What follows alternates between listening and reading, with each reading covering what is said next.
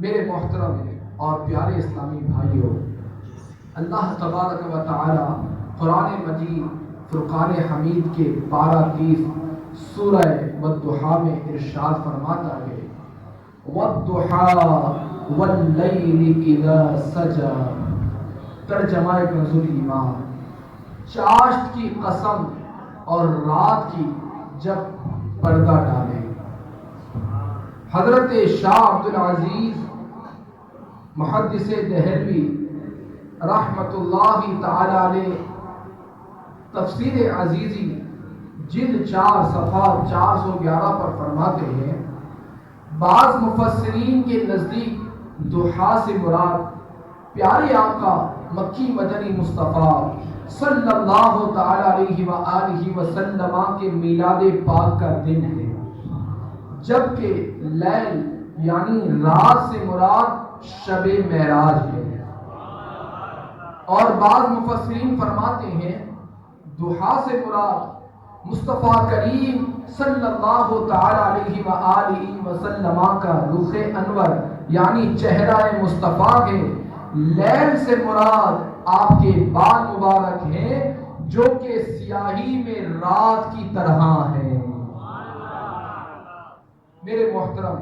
اور پیارے اسلامی بھائیوں، سورج اور چاند سے تشبیہ دینا عرب کے رسم و رواج کے مطابق ہے، ورنہ سچی بات تو یہ ہے کہ کوئی بھی چیز ہمارے پیارے آقا صلی اللہ تعالی علیہ وآلہ وسلم کی صورت و سیرت کی مثال بن ہی نہیں سکتی۔ کسی شاعر نے کیا خوب کہا، چاند کی طرح ان کو ہم کہیں تو مجرم ہیں، چاند کی طرح ان کو ہم کہیں تو مجرم ہیں، کیونکہ ان کی چوکھٹ پر چاند خود سوالی ہے، کیونکہ ان کی چوکھٹ پر چاند خود سوالی ہے۔ ہر طرف مدینے میں بھیڑ ہے فقیروں کی، ہاں ہر طرف مدینے میں بھیڑ ہے فقیروں کی، ایک دینے والا ہے، ہاں ایک دینے والا ہے،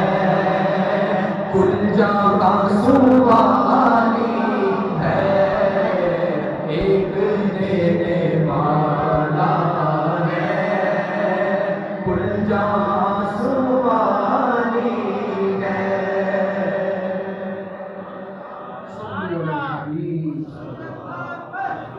حضور سراپا نور صلی اللہ تعالی علیہ وآلہ وسلم جب خوش ہوتے تو آپ علیہ الصلوۃ والسلام کا مبارک چہرہ آئینے کی طرح ہو جاتا، جس میں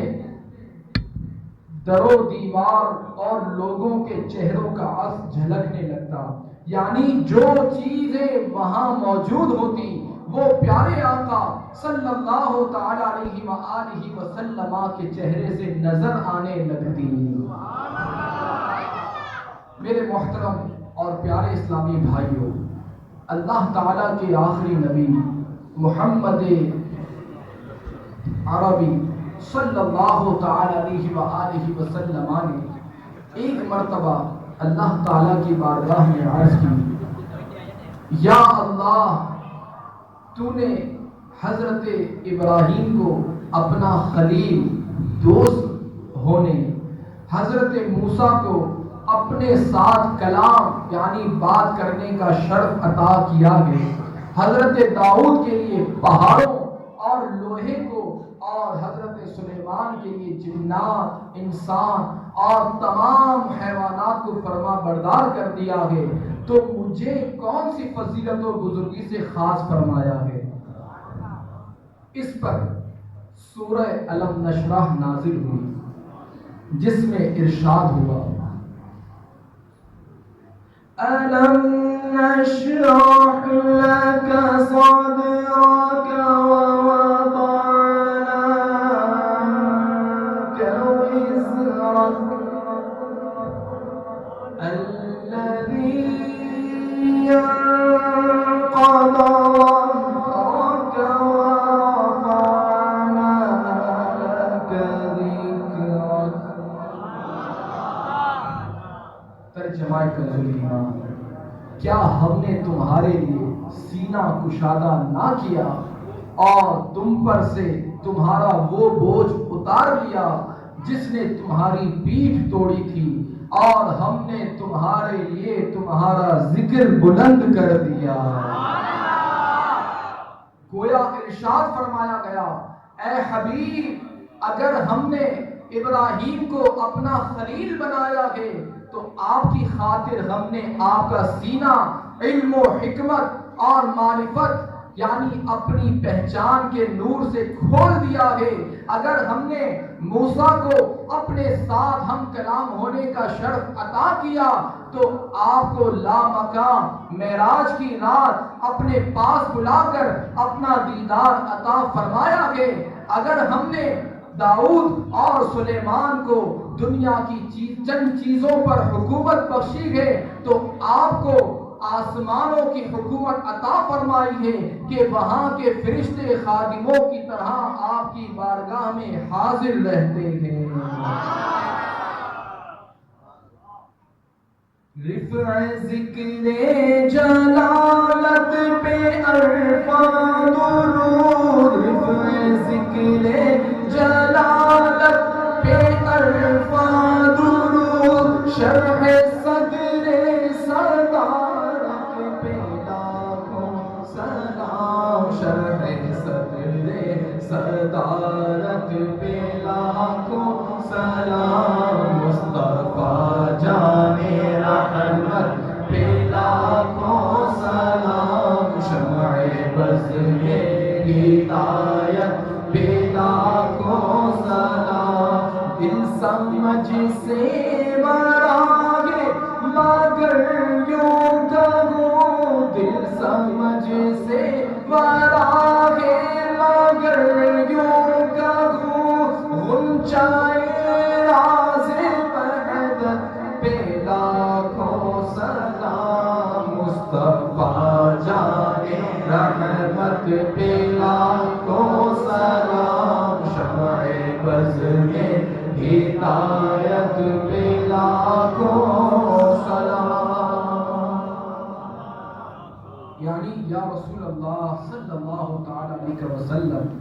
آپ کے پیارے پیارے رب نے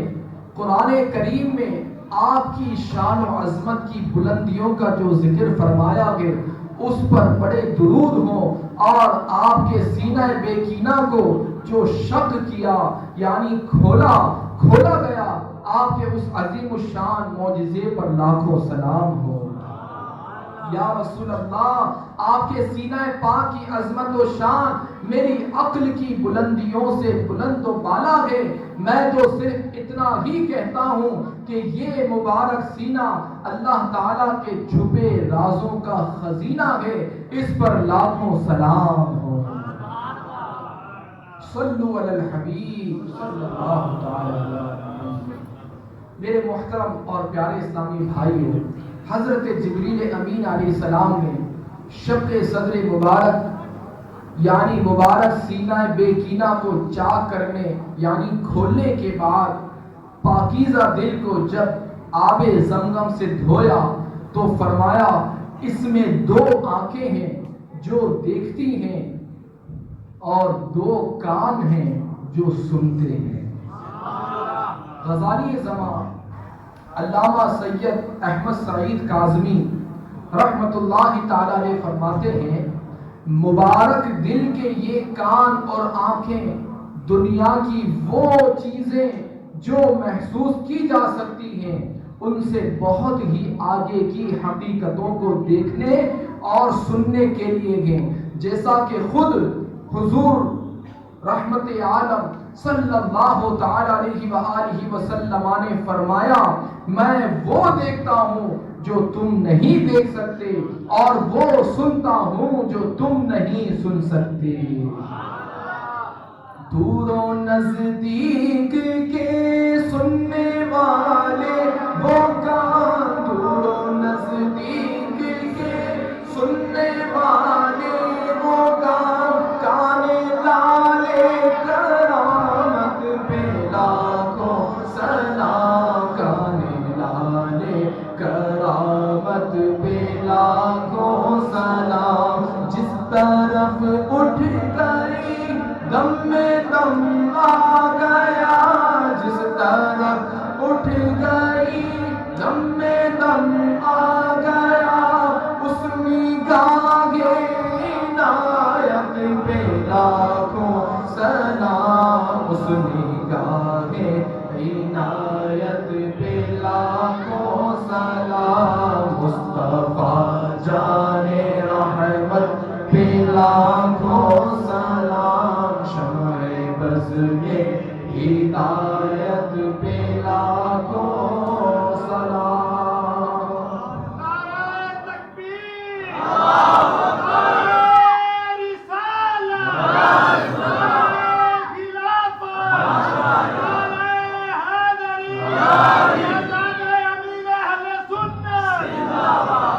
جب محبوب رب شہنشاہ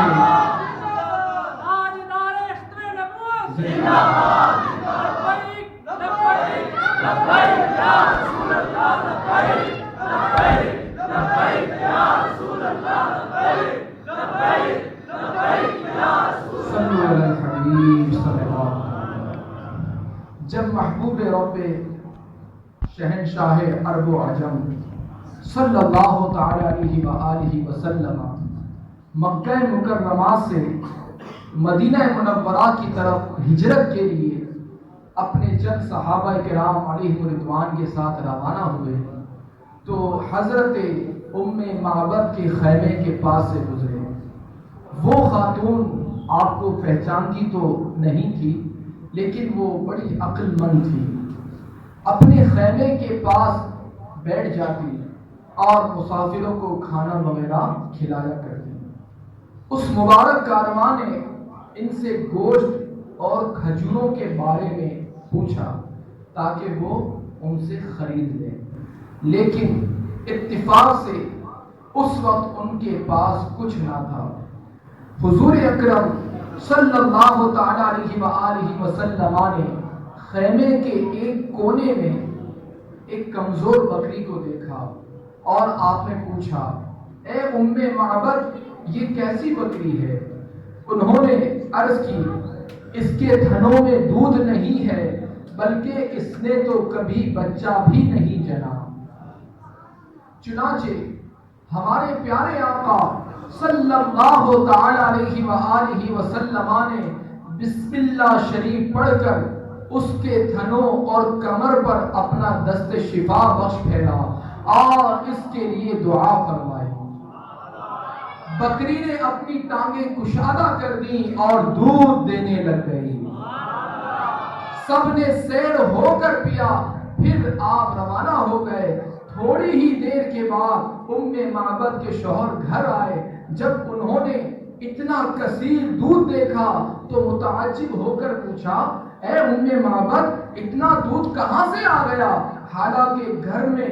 دودھ والا کوئی جانور بھی نہیں۔ انہوں نے کہا، خدا کی قسم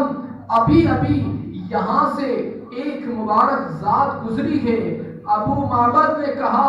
ذرا میرے سامنے ان کا حلیہ تو بیان کرو۔ اس پر ام معبد نے کہا، میں نے ایک ایسی ذات دیکھی ہے جن کا حسن نمایاں تھا، جن کا چہرہ خوبصورت اور تخلیق بہت ہی عمدہ ہوئی تھی۔ بڑے حسین انتہائی خوبصورت تھے، آنکھیں سیاہ اور بڑی پلکیں لمبی تھیں، ان کی آواز گونجدار، گردن چمکدار، جبکہ داڑھی مبارک گھنی تھی، دونوں ابرو باریک اور ملی ہوئی تھی، ان کے مبارک قدم میں بھی بہت میانہ روی تھی، نہ اتنا طویل قد کہ دیکھ کر برا لگے، نہ اتنا پست کہ دیکھ کر حقیر معلوم ہو۔ دور سے دیکھو تو بہت زیادہ بارور اور حسین و جمیل نظر آتے، اور جب قریب سے دیکھا جائے تو اس سے کہیں زیادہ خوبرو اور حسین دکھائی دیتے۔ یہ سراپا سن کر ابو معبد نے کہا، اللہ کی قسم یہ تو وہی ذات گرامی ہے جن کا معاملہ ہمیں مکہ مکرمہ سے پہنچا ہے۔ میری تو خواہش ہے کہ ان کی رفاقت اختیار کروں، اگر میرے اختیار میں ہوا تو میں اپنی اس خواہش کی تکمیل ضرور کروں گا۔ اور پھر ایسا ہی ہوا کہ اللہ عز و جل نے نبی رحمت باعث خیر و برکت صلی اللہ تعالی علیہ وآلہ وسلم کے بابرکت قدم ان کے گھر میں پڑ جانے کی برکت سے نہ صرف ام معبد کے شوہر بلکہ خود ام معبد کو بھی دولت اسلام سے سرفراز فرمایا اور شرف صحابیت بھی عطا فرما دیا۔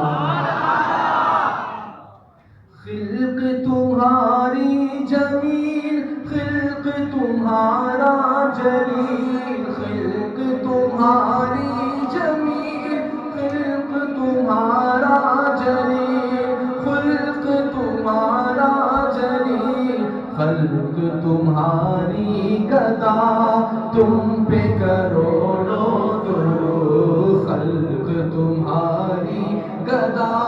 تم پہ کروڑوں درود، کعبے کے بدرو دجا تم پہ کروڑوں درود، طیبہ کی شمس و ضحیٰ تم پہ کروڑوں درود۔ یعنی اے میرے آقا صلی اللہ تعالی علیہ وسلم، آپ کا پیدا ہونا بھی بے مثل و بے مثال اور لاجواب و با کمال ہے، اور آپ کی سیرت طیبہ اور اخلاق عالیہ کا بھی کوئی ثانی نہیں، اسی لیے ساری مخلوق آپ کی گرویدہ اور غلام بن گئی ہے، اور شاہان وقت بھی آپ کی گلی کے گدا ہونے پر فخر کرتے ہیں۔ اے میرے ایمان کی جان، آپ پر کروڑوں درود ہوں۔ میرے محترم اور پیارے اسلامی بھائیوں، دیکھا آپ نے کہ ہمارے پیارے نبی صلی اللہ تعالی علیہ وآلہ وسلم کو رب تعالیٰ نے کیسا حسن و جمال عطا فرمایا ہے کہ مسلمانوں نے جب آپ کے رخ زیبا کو دیکھا تو آپ کے نام پر اپنی جانیں نچھاور کرنے سے پیچھے نہیں ہٹے، اور جب کسی غیر مسلم نے دیکھا تو آپ کا حسین سراپا اس کی نظر میں ایسا سمایا کہ وہ دائرہ اسلام میں داخل ہو گیا۔ یقیناً اولین و آخرین میں نہ تو کوئی ایسا تھا، نہ ہے اور نہ ہی ہوگا۔ نبی کریم صلی اللہ تعالی علیہ وآلہ وسلم کے حسن و جمال کا اندازہ اس بات سے بھی لگائیے کہ اللہ تبارک و تعالی نے تمام حسین و جمیل اشیاء کو پیدا فرما کر پوری کائنات کو حسن و جمال بخشا، اور پھر پوری کائنات سے حسن سے بڑھ کر حضرت سیدنا یوسف علیہ السلام کو حسن و جمال عطا فرمایا۔ آپ علیہ السلام کے حسن و جمال کا یہ عالم تھا کہ جب مصر کی عورتوں نے آپ کو دیکھا تو آپ کے حسن میں ایسی خود رفتہ اور گم ہو گئی کہ بے خودی کے عالم میں انہوں نے اپنے ہاتھ کی انگلیاں کاٹ ڈالی۔ اس واقعے کو قرآن کریم نے ان الفاظ کے ساتھ بیان کیا ہے، چنانچہ اللہ تبارک و تعالی قرآن مجید فرقان حمید میں ارشاد فرماتا ہے، فَلَمَّا رَأَيْنَهُ أَكْبَرْنَهُ وَقَطَّعْنَ أَيْدِيَهُنَّ وَقُلْنَ حَاشَ لِلَّهِ مَا هَذَا بَشَرًا إِنْ هَذَا إِلَّا مَلَكٌ كَرِيمٌ۔ جب عورتوں نے یوسف کو دیکھا اس کی بڑائی بولنے لگی اور اپنے ہاتھ کاٹ لیے اور بولی اللہ کو پاکی ہے تو یہ جن سے بشر سے نہیں، یہ تو نہیں مگر کوئی معزز فرشتہ۔ صدر الافاضل حضرت مولانا مفتی سید محمد نعیم الدین مراد آبادی رحمۃ اللہ تعالی علیہ خزائن الالفاظ میں اس آیت مبارکات کے تحت فرماتے ہیں کیونکہ انہوں نے اس جمال عالم افروز یعنی دنیا کے حسن و جمال کو بڑھانے والے حضرت یوسف علیہ السلام کے ساتھ نبوت و رسالت کے انوار اور عاجزی و انکساری کے آثار اور شاہانہ ہیبت و اقتدار اور لذیذ کھانوں اور خوبصورت چہروں کی طرف سے بے نیازی کی شان دیکھی، تعجب میں آ گئی اور آپ کی عظمت و ہیبت دلوں میں بھر گئی اور حسن و جمال نے ایسا وارفتہ کیا کہ ان عورتوں کو خود فراموش ہو گئی اور ان کے دل حضرت یوسف علیہ السلام کے ساتھ ایسے مشغول ہوئے کہ ہاتھ کاٹنے کی تکلیف کا اصلاً احساس ہی نہ ہوا۔ میرے محترم اور پیارے اسلامی بھائیوں، یہ تو حضرت سیدنا یوسف علیہ السلام کا حسن کا عالم تھا کہ جنہیں تمام مخلوق سے بڑھ کر حسن و جمال عطا کیا گیا، تو حسن و جمال کے شاہکار حبیب پروردگار حضرت محمد مصطفیٰ صلی اللہ تعالی علیہ وآلہ وسلم کے حسن و جمال کا کیا عالم ہوگا کہ جن کا حسن حضرت یوسف علیہ السلام کے حسن و جمال سے بھی بڑھ کر ہے۔ حسن یوسف پہ کٹی مصر میں انگشت زنا، سر کٹا دیں گے تیرے نام پہ مردان عرب۔ صلو علی الحبیب۔ میرے محترم اور پیارے اسلامی بھائیوں، حضور اکرم صلی اللہ تعالی علیہ وآلہ وسلم کی شان بے مثال کو ہم بھلا کیا سمجھ سکتے ہیں؟ حضرات صحابہ کرام جو دن رات سفر و حضر میں جمال نبوت کی تجلیوں کو اپنی آنکھوں سے دیکھا کرتے، انہوں نے نور کے پیکر محبوب رب اکبر صلی اللہ تعالی علیہ وآلہ وسلم کے جمال بے مثال کو جن لفظوں میں بیان فرمایا، آئیے اسے سنتے ہیں۔ چنانچہ حضرت سیدنا انس رضی اللہ تعالیٰ عنہ فرماتے ہیں میں نے ہر حسین چیز دیکھی ہے لیکن رسول اللہ صلی اللہ تعالیٰ علیہ وآلہ وسلم سے زیادہ حسین و جمیل میں نے کبھی نہیں دیکھا۔ ام المومنین حضرت سیدتنا عائشہ صدیقہ طیبہ طاہرہ رضی اللہ تعالی عنہ فرماتی ہیں کان رسول اللہ صلی اللہ تعالی علیہ وآلہ وسلم احسن الناس وجہا وانورہم لونا، یعنی یا رسول اللہ صلی اللہ تعالی علیہ وسلم سب سے زیادہ خوبصورت اور خوش رنگ تھے۔ مزید فرماتی ہیں لم یصفہ واصف قط الا شبہ وجہہ بالقمر لیلۃ البدر، یعنی جس نے بھی آپ کی تعریف و توصیف بیان کی اس نے آپ کو چودھویں کے چاند سے تشبیہ دی۔ وَكَانَ عَرْقُهُ فِي وَجْهِهِ مِثْلَ لُؤْلُؤِ، یعنی آپ کے پسینے کی بوند آپ کے چہرہ انور میں یوں معلوم ہوتی جیسے موتی ہو۔ اسی طرح صحابی رسول حضرت سیدنا جابر بن سمورہ رضی اللہ تعالیٰ عنہ فرماتے ہیں ایک مرتبہ میں نے رسول اللہ صلی اللہ تعالیٰ علیہ وآلہ وسلم کو چاندنی رات میں دیکھا، میں کبھی چاند کی طرف دیکھتا اور کبھی آپ کے چہرہ انور کو دیکھتا تو مجھے آپ کا چہرہ چاند سے بھی زیادہ خوبصورت نظر آتا۔ آسماں کے چاند میں تو پھیکا پھیکا نور ہے، آسماں کے چاند میں تو بھیگا بھیگا نور ہے، آ گیا وہ نور والا، آ گیا وہ نور والا جس کا سارا نور ہے، نور والا آیا ہے، نور لے کر آیا ہے، ہاں نور والا آیا ہے، نور لے کر آیا ہے،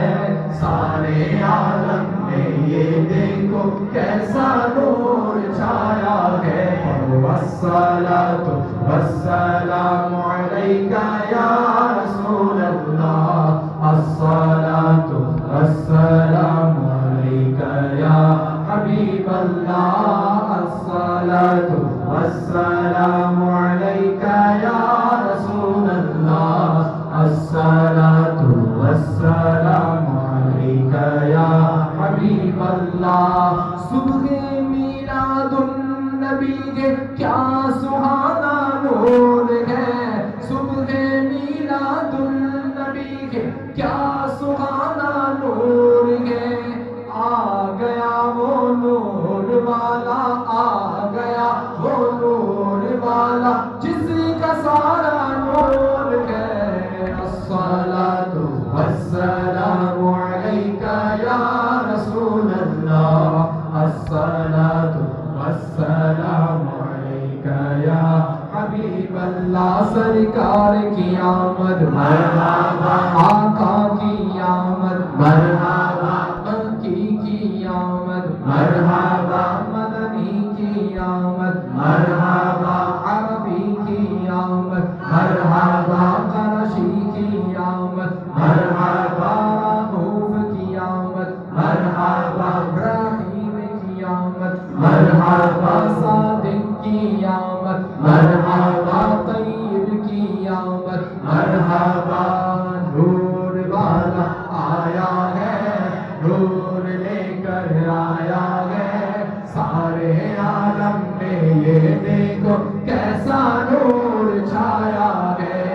آنکھ والو آؤ دیکھو ماہ طیبہ کی ضیاء، آنکھ والو آؤ دیکھو ماہ طیبہ کی ضیاء، آسماں کے چاند میں تو پھیکا پھیکا نور ہے، تو نہ ہوتا تو جہاں کا انتظام، تو زمین کا نور ہے، تو آسماں کا نور ہے، نور والا آیا ہے، نور لے کر آیا ہے، ہاں نور والا آیا ہے، نور لے کر آیا ہے، سارے عالم میں یہ دیکھو کیسا نور چھایا ہے، الصلاۃ والسلام علیک یا رسول اللہ، الصلاۃ والسلام علیک یا حبیب اللہ۔ میرے محترم اور پیارے اسلامی بھائیوں، الحمدللہ ہم مسلمان ہیں اور مسلمان کا ہر کام اللہ عز و جل اور اس کے پیارے حبیب صلی اللہ تعالی علیہ وآلہ وسلم کی خوشنودی کے لیے ہونا چاہیے، مگر بدقسمتی سے ہماری اکثریت نیکی کے راستے سے دور ہوتی جا رہی ہے، شاید اسی وجہ سے ہمیں طرح طرح کی پریشانیوں کا سامنا ہے، کوئی بیمار ہے تو کوئی قرض دار، کوئی گھریلو ناچاکیوں کا شکار ہے تو کوئی تنگ دست و بے روزگار، کوئی اولاد کا طلبگار ہے تو کوئی نافرمان اولاد کی وجہ سے بیزار، الغرض ہر ایک کسی نہ کسی مصیبت میں گرفتار ہے۔ یقیناً دنیا و آخرت کی ہر پریشانی کا واحد حل اللہ عز و جل اور اس کے پیارے حبیب صلی اللہ تعالی علیہ وآلہ وسلم کے بتائے ہوئے کاموں میں لگ جانا ہے۔ مسلمانوں کے لیے سب سے پہلا فرض نماز ہے، مگر افسوس کہ ہماری مسجدیں ویران ہیں۔ یقیناً نماز دین کا ستون ہے، نماز اللہ تعالیٰ کی خوشنودی کا سبب ہے، نماز سے رحمت نازل ہوتی ہے، گناہ معاف ہوتے ہیں، نماز بیماریوں سے بچاتی ہے، نماز دعاؤں کی قبولیت کا سبب ہے، نماز سے روزی میں برکت ہوتی ہے، نماز اندھیری قبر کا چراغ ہے، نماز جنت کی کنجی یعنی چابی ہے، نماز مومن کا نور ہے، اور نماز میرے پیارے پیارے آقا صلی اللہ تعالی علیہ وآلہ وسلم کی آنکھوں کی ٹھنڈک ہے۔ اسی طرح نماز پل صراط کے لیے آسانی ہے، نمازی کو مصطفیٰ کریم صلی اللہ تعالی علیہ وآلہ وسلم کی شفاعت نصیب ہو۔ بے نمازی سے رب تعالی ناراض ہوتا ہے، جو جان بوجھ کر ایک نماز بھی چھوڑ دیتا ہے اس کا نام جہنم کے دروازے پر لکھ دیا جاتا ہے۔ لہذا زندگی بے حد مختصر ہے، یقیناً سمجھدار وہی ہے جو جتنا دنیا میں رہنا ہے اتنا دنیا کے لیے، اور جتنا عرصہ قبر و آخرت کا ہے اتنی قبر و آخرت کی تیاری میں مشغول رہے۔ کئی ہنستے بولتے انسان اچانک موت کا شکار ہو کر دیکھتے ہی دیکھتے اندھیری قبر میں پہنچ جاتے ہیں۔ اسی طرح ہمیں بھی مرنا پڑے گا، اندھیری قبر میں اترنا پڑے گا، اپنی کرنی کا پھل بھگتنا پڑے گا۔ حدیث پاک میں کہ قبر روزانہ پکار کر کہتی ہے، اے آدمی کیا تو مجھے بھول گیا؟ یاد رکھ میں تنہائی کا گھر ہوں، میں اجنبیت کا گھر ہوں، میں گھبراہٹ کا گھر ہوں، میں کیڑے مکوڑوں کا گھر ہوں، میں تنگی و وحشت کا گھر ہوں، مگر جس کے لیے اللہ تعالیٰ مجھے وسیع کر دے۔ پھر آپ علیہ الصلوۃ والسلام نے مزید ارشاد فرمایا، قبر جنت کے باغوں میں سے ایک باغ ہے یا دوزخ کے گھڑوں میں سے ایک گھڑا۔ واقعی عقل مند وہی ہے جو موت سے قبل موت کی تیاری کرتے ہوئے نیکیوں کا ذخیرہ اکٹھا کر لے اور سنتوں کا چراغ قبر میں ساتھ لیتا جائے اور یوں قبر کی روشنی کا انتظام کر لے، ورنہ قبر ہرگز یہ لحاظ نہیں کرے گی کہ میرے اندر کون آیا، امیر ہو یا فقیر، وزیر ہو یا اس کا مشیر، حاکم ہو یا محکوم، افسر ہو یا چپراسی، سیٹ ہو یا ملازم، ڈاکٹر ہو یا مریض، ٹھیکیدار ہو یا مزدور، اگر کسی کے ساتھ بھی توشہ آخرت میں کمی رہی، نماز قصدن قضا کی، رمضان المبارک کے روزے بلا عذر شرعی نہ رکھے، فرض ہوتے ہوئے بھی زکوٰۃ نہ دی، حج فرض تھا مگر ادا نہ کیا، خواتین نے باوجود قدرت شرعی پردہ نافذ نہ کیا، ماں باپ کی نافرمانی کی، جھوٹ غیبت چغلی کی عادت رہی، فلمیں ڈرامے دیکھتے رہے، گانے باجے سنتے رہے، داڑھی منڈواتے یا ایک مٹھی سے گھٹاتے رہے، الغرض خوب گناہوں کا بازار گرم رکھا تو اللہ عز و جل اور اس کے رسول صلی اللہ تعالی علیہ وآلہ وسلم کی ناراضی کی صورت میں سوائے حسرت و ندامت کے کچھ ہاتھ نہ آئے گا۔ ہاں، جس نے فرائض کے ساتھ ساتھ نوافل کی بھی پابندی کی، رمضان المبارک کے علاوہ بھی نفلی روزے رکھے، مسلمانوں کو گلی گلی کوچا کوچا نیکی کی دعوت دی، قرآن کریم کی تعلیم نہ صرف خود حاصل کی بلکہ دوسروں کو بھی دی۔ اللہ تعالیٰ اور اس کے پیارے حبیب صلی اللہ تعالیٰ علیہ وآلہ وسلم کے فضل و کرم سے ایمان سلامت لے کر دنیا سے رخصت ہوا تو انشاءاللہ العزیز اس کی قبر میں حشر تک رحمتوں کا دریا موجے مارتا رہے گا اور نور مصطفیٰ کے چشمے لہراتے رہیں گے۔ تو میرے محترم اور پیارے اسلامی بھائیوں، آج کے اس اجتماع میلاد پاک میں یہ عہد کر لیں کہ آج کے بعد میری کوئی نماز قضا نہیں ہوگی۔ جتنی نمازیں قضا کی ہیں انہیں ہم جلد سے جلد ادا کریں گے۔ ماہ رمضان کا کوئی روزہ قضا نہیں کریں گے۔ فلمیں ڈرامے نہیں دیکھیں گے۔ گانے باجے بھی نہیں سنیں گے۔ انشاءاللہ اللہ تعالیٰ سے دعا ہے کہ جو ہم نے یہاں بیان سنا اسے یاد رکھنے، اس پر عمل کرنے، اور جو ہم نے نیتیں کی ہیں اس پر استقامت کے ساتھ عمل کرنے کی توفیق عطا فرمائے۔ آمین بجاہ النبی الامین صلی اللہ تعالی وسلم۔